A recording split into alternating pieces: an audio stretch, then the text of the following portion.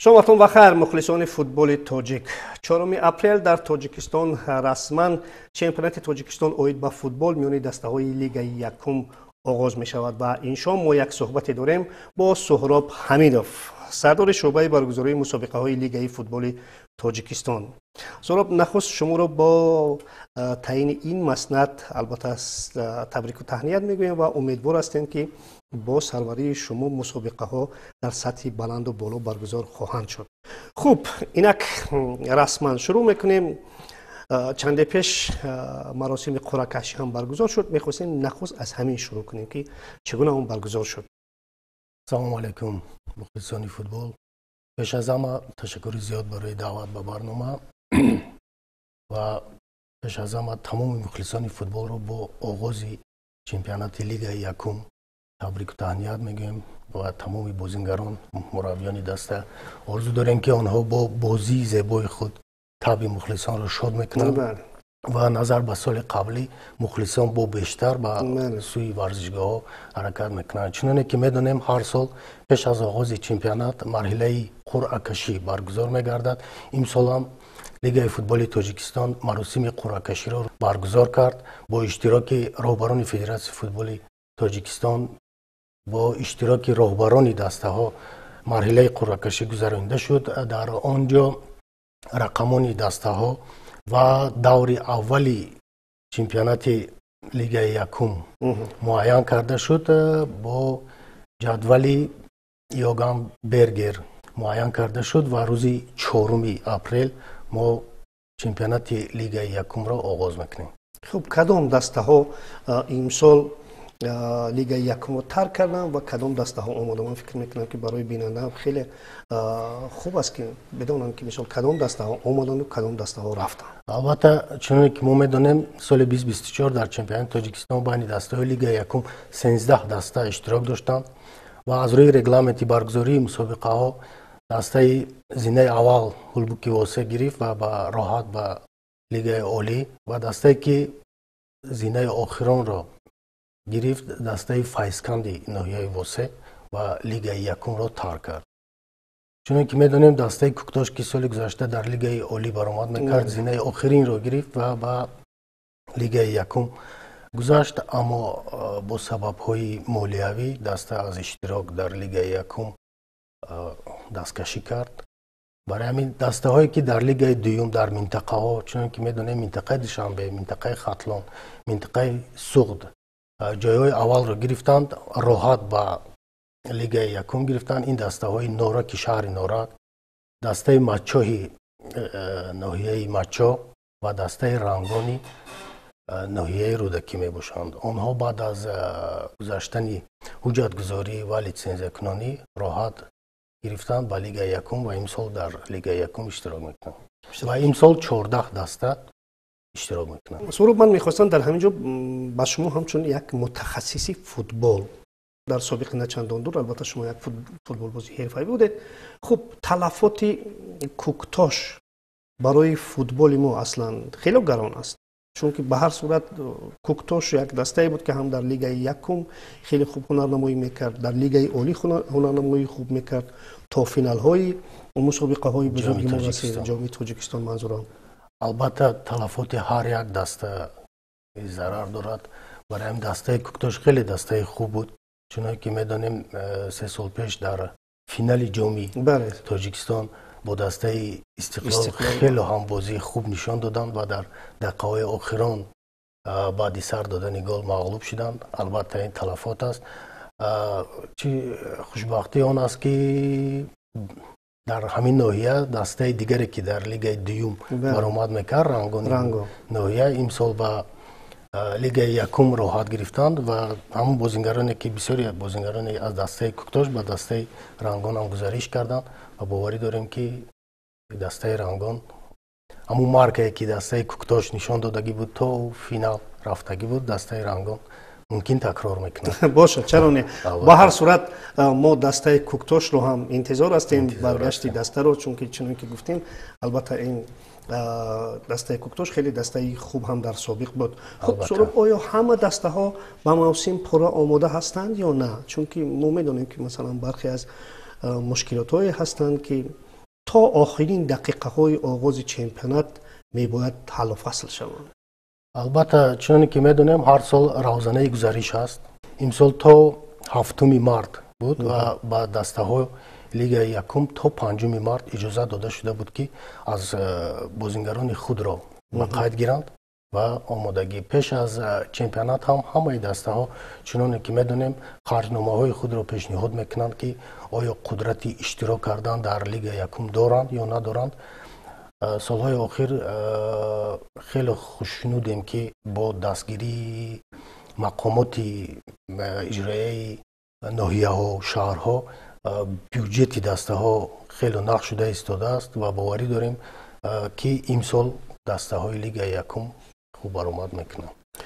فکر میکنم که یک تجربه خوبه که طی سالهای اخیر راه اندازی شده است، یعنی با مؤسسه های دولتی تبدیل دادن من همین کلوب ها و همچون زیر ساختار مقامات های محلیش فعالیت کردنشون فکر میکنم که برای کامل بدن این دسته ها و برای آماده بدن آنها مساعدت میکنه. البته عضو بسیاری دسته های لیگ عالی، دسته های لیگ یکم قریب که همش مؤسسه دولتی میباشند و دستگیری خوب از جانب مقامات اجرایی ناحیه و شهرهای خود دارند. یک نکته رو شما در اینجا ذکر کردید که روزانه گزارش برای لیگ یکم، فقط اینجا فکر میکنم برای بیننده ها هم ما یک چیز باید شرح بدهیم که البته روزانه گزارش در لیگ یکم این تنها روزانه داخلی است، چون که لیگانرها در لیگ یکم اجازه نیستند. درست است؟ البته از روی رگلامنت برگزاری مسابقه ها اشتراک لیگانرها در لیگ یکم اجازه نیست. خب در روند سال اصولا پیش از آمادگی ها برای راهبران دسته ها، منیجر ها و مسئولین دیگر مشغولیت های زیادی گذرانده می شود. خب این مشغولیت ها تا کدام اندازه امسال قبل از شروع موسم برگزار شدند و در کدام موضوع ها بودند؟ عاید برگزاری مسابقه ها، عاید کمبودی های دسته ها امسال هم چنانه که شما شاهد بودید 2 مرتبه تمامی راهبران دسته ها، منیجرهای دسته ها رو سرجم کرده بودیم. عاید برگزاری مسابقه و باز در وقت روزانه تابستانه هم برای منیجران سمینار آموزشی برای منیجران دسته ها گذرانده می شود. برای رقم کنونی باز هم زیادتر رقم کنونی برنامه های رقمی اداره ثمرناک کلوب ها. خوب ببینید که سهراب طی چند سال است که همین مشغولیت ها گذرانده می شود و به ویژه سالهای اخیر از روی برنامه های فیفا و کنفدراسیون فوتبال آسیا و این مشغولیت ها خیلی زیاد شدن برگزار می شوند و البته اینجا ابتکارات فدراسیون فوتبال تاجیکستان، لیگ فوتبال تاجیکستان هم خیلی چشم رس است. خب بگوید که آیا در کار حجت گذاری کلوب ها، دسته ها یکم پیشروی به نظر می رسد یا نه؟ چون که در سابق می دانستیم که خیلی سهلنگاری ها و قولی که بودن، خیلی مشکلی ها بودن، کمبودی ها بودن. مسئولین فدراسیون فوتبال تاجیکستان مجبور می شدند که بارها، ده ها بارها مثلا نکته های ضروری را با منیجرهای دسته ها و راهبران کلوب ها فهمونند. حاضر همه دسته ها منیجرهای خود را دارند.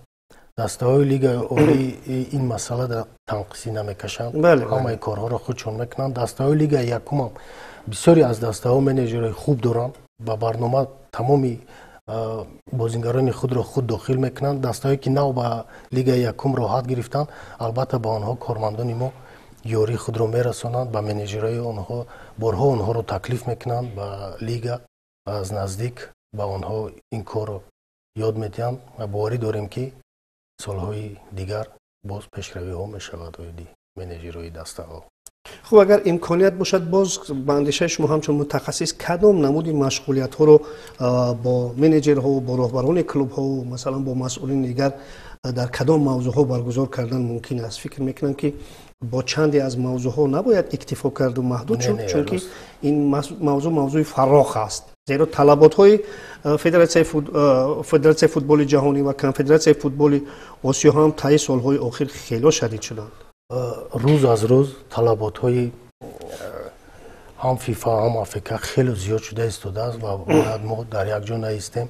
برای همین از راهبران دسته ها خواهش که چی سپارش هایی که میشد سری وقت اجرا کنند، برای که راست گپ بعضی وقت با کمبودی ها راه میتیند یک کار دو کار میشود، دو کار سه کار بله، میشود، بله. جمع میشود. برای همین سری وقت اگر هر یک کس کاری خود را کند، همین کارها زم نمیشود و باوری داریم که باز پیشروی میشوند.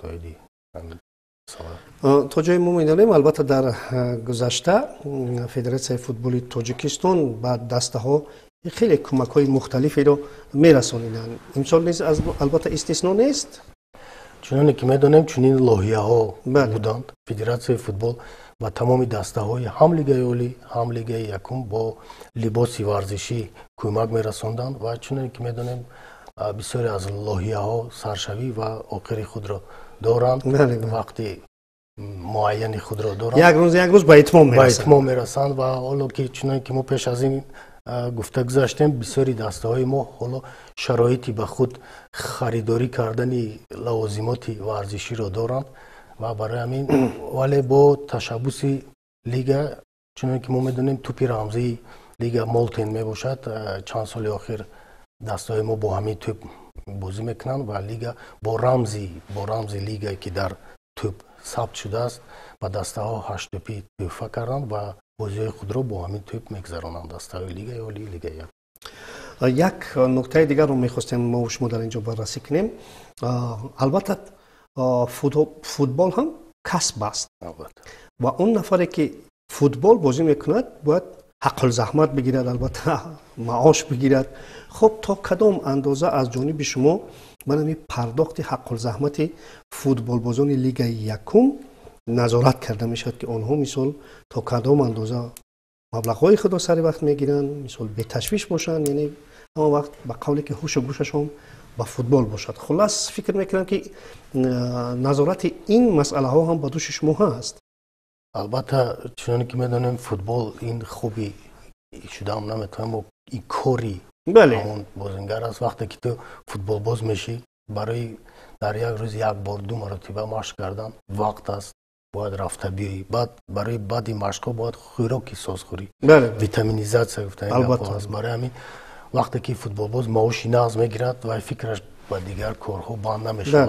ما چون که میدونیم بسیاری فوتبال بازان ما راننده شده هم کار میکنن، در دیگه مؤسسه هم کار میکنن و این وقتی وای رو میگیرد برای به مشق آمدن، برای دم گرفتن، راحت کردن پیش از بازی. برای همین البته بسیاری از شرطنامه‌های بازیگران پیش از چمپیونات همش از تگی دستی ما میگذرد، نظارت میشود، رجیستراسیون میشود، با قید گرفته میشود و برای همین هر ماه عهده‌دار هستند دسته ها که با سری وقت پرداخت کنند معاشی بازیگران خود را. یعنی در صورت مراجعت فوتبال بازان شما به این مسئله رسیدگی میکنید؟ البته مبادا در روند کار البته چون این کمیته هست دیده میبرند بعد از آن که از روی شرطنامه و از روی رگلامنت بعد از 3 ماه اگر معاش نگیرد آنها میتوانند مراجعت کنند و برای دیده برآمده میشود. میخواستم اکنون درباره ورزشگاه ها بگوییم که ورزشگاه ها تا کجا آماده هستند که من همین بازی ها رو قبول کنم. باور کنید بعضی بازی های لیگ یکم از جهت رقابت پذیری و از جهت شوق‌آوری از بازی های لیگ اولی هم برخی بلندتر می‌ایستد. سال گذشته چون که ما میدونیم تنها در دور اخیران زینه یکم هولبوگ معلوم شد، زینه سیوم و هم در دور اخیران و دسته که لیگ یکم رو ترک کرد و هم در بازی اخیرانی لیگ معین شد. برای همین اویدی ورزشگاه ها چی گفتنی پرواز بازی کرد. اویدی ورزشگاه ها چی گفتنی هستن که در لیگ یکم هم ورزشگاه های خوب هستند. یکی از ورزشگاه بهترین ورزشگاه رنگانی ناحیه رودکی که سال گذشته تعمیر شد، تمام شرایط های را دارند که بعد از کار ساعت 7-8 بازی خود را در اونجا گذرانند. ورزشگاه سرازمی شهر پنجکند، ورزشگاهی فرودگاه شهر خوجند که در سطح پرواز در اونجا بازی میکند، ورزشگاه ناحیه دنغره. حالا این ورزشگاه آمادند برای آغاز چمپیونات. البته کمبودی‌ها هستند در بسیاری از ورزشگاه، مثلا ورزشگاه یوان تا حال تیار نیست، ورزشگاه شهر وحدت تعمیر شده ایستاده است. 2 ورزشگاه دارند، هر دوش هم تعمیر شده ایستاده است و ما را باور کناندند که ممکن که در دوم سوم دورها ورزشگاه آنها تیار شود. شادمان چی؟ شادمان در ورزشگاه جوانی شهر ایسار قبول میکند. البته ورزشگاه مرکزی شهرم تیار شده است. ممکن اجازتی هم ممکن در آنجا هم بازی کنم. تا کدام اندازه البته جوانی با قبول بازی های خانگی دسته شادمان آماده می شود؟ البته این وابستگی دارد، اما من فکر میکنم که چند ورزشگاه هایی که شما گفتید واقعا خیلی آمادگی هاشان خوب هستند. مسئله دیگر این است که در لیگ یکم بازی ها تنها روزانه برگزار می شوند، مثل که تقاضا است که برخی از بازی های لیگ عالی البته در فصل گرما که خیلی گرمی شدید می شود شامگاهی برگزار می شوند. برای چی؟ مثلا دسته رنگان میتواند مراجعت کند. دسته رنگان میتواند مراجعت کند بازی خود را در شامگاهی گذرانند. اجازه داده می شود. البته بسیار خوب است. ما در تجربه پیشین میدانیم که متاسفانه گاه در چمپیونات لیگ یکم ما برخی از دسته ها با کمبود مالی به قولی که از راه میبرند، بیرون میبرند. خوب پیشکی لیگ فوتبال تاجیکستان همین مسئله ها رو مطرح کرده است که مثلا نقص و علت پیدا نشود، چون که البته بدر رفتن یک دسته البته مشکلات دیگر رو در روند کار می آورد و مثلا در برگزاری تقویم می آورد. راست گپ چشم نرسد سال گذشته از 13 دسته که در لیگ یکم اشتراک کردند همه آنها همه بازی‌های خود را گذراندند و یگان بازی نبود، اما در سابق 156 بازی گذرانده شد و این دسته لیگ یکم همه بازی‌ها گذاشتند، هیچ کمبودی را نداشتند. این سال بازی‌ها زیادتر شدند، 14 دسته شد، دو دور دسته ها بین خود بازی میکنند و باوری داریم که اولی سال میبینیم که خرجنامه‌های دسته ها را که برای دو دور باید رسد، باوری داریم که مشکلی باید پیدا نشود. کاشکی. خب مسئله دیگر البته مسئله داوری هست، چون که چگونه که در بالا ذکر کردیم خیلی بازی ها تند و تیز میگذرند. در لیگ یکم مخلصان هم خیلی مراکز زیاد دارند، البته میبینن آنها مخلص هستند، آنها دید خود را دارند، نگاه خود را دارند، آنها خواهش و طلبات های خود را دارند. درست هست یا نیست اینش گپ دیگر، اما به هر صورت آنها ذوقمند و اشتیاقمند همیشه غالبیت دسته های خود هستند. با همین نظر داشت البته کار داوران رو بیشتر و بیشتر اهمیت میدهند. خوب در کدام سطح و صفت داوران ما آماده هستند که بازی های لیگ یکم رو برگزار کنند؟ البته همه ما به کمبودی نیستیم، داوران هم همه خیلی است و انسان هستند، خطاگی میکنند. برای همین باید کوشش کنند که خطاگی ها کمتر شود. راستی گپ با راهبران دسته ها با بازیگران هم گفتنی هستم که بسیارتر با داور اهمیت ندهند. وقتی که تو با میدان میبری تو باید نه با داور نه با گپای مخلصان باید تو مهارت خود رو بازی خود رو باید نشان دهی. آخر وقتا اهمیت میتیم بازیگرها هر لحظه که بار میخورند، هر لحظه که میغلطند با داور. البته این هم با در زمان شما کمتر بود؟ کمتر بود. مبارزه بسیارتر بود وقتی ما در حوزه برای همین و نورسان میگم که اهمیت ندهند. وقتی که تو میبری بازی خود رو نشان میدی، دو سه گل میزنی، داور چیکار کنه میتونه؟ غلبه میکنی میبری میری. برای دو سه لحظه گلزنی رو زده نمیتونم در آخر با قوله که دامن داور رو میگیرن. البته برای همین البته داورا هم کوشش میکنن که داورای خوب داریم، زیاده از 15-20 داورای نیمو در بازی های جام آسیا. من دو داورمون باز چون که میدونیم در عربستان سعودی قسمی فینالی بازی های جام آسیا بین نورسانی تا 17 ساله را میکنن. دو داوری ما هم در اونجا داوری میکنن. از استفاده برده دسته نورسانی خودمون را باوری داریم که خوب اشتراک میکنن. البته اینجا هم بازی های فینالی جام هم راحت برای چمپیونات جهان می باشد. با آنها موفقیت آرزو ماندم. کدام مربیان در این دسته ها هستند و کدام چهره هایی هستند که مخلصان ما آنها را میشناسند؟ سابق فوتبال بازان رو اگر گویم در لیگ یکم یکی از مربیان بهترین که با نورسان ما دو کرات راحت با جام آسیا هم خطا نکنم اگر 15 ساله و هم 17 ساله گرفتگی بود. این اهل‌الدین توردیف می باشد. امسال اهل‌الدین توردیف سرمربی دسته شادمان حساب می باشد و باوری داریم که شادمان اون سال هم بازی خوب نشان دادگی بود، زینه پنجم چهارم رو کسب کردگی بود و امسال باز برای راحت گرفتن با لیگ عالی مبارزه میبرند. غیر از اهل‌الدین توردیف، رحمت الله فضایلوف سال دوم است که در دسته سرازم امسال هم در اون دسته باقی ماند و باوری داریم که دسته وای هم بازی خوب نشان میدهد. البته مربیانی که من همین گونه مربیان حرفه‌ای که البته دسته‌های بزرگ ما رو هم یک زمان راهبری کردن. خوب، دسته‌ها چند دور بازی میکنند و کی تنفس میشود و کی چمپیونات انجام میشود؟ 14 دسته لیگ یکم داریم. 2 دور بازی میکنند، 2 مرحله با یکدیگر یک بازیگی هم در خانه خود هم در مهمانی بازی میکنند. 4 اپریل سر می شود دور یکم تا 8 نوامبر. تقویم ما برای سال پورا تیار است. لیگ یکم مرحله یکم ماه ایول، یکم ایول تمام می شود، 28 روز استراحت و بعد دوامش تا 8 نوامبر دوام میکند. 26 بازیگی هر یک دسته 26 بازی میکند. در عموم 182 بازی برگزار میگردد.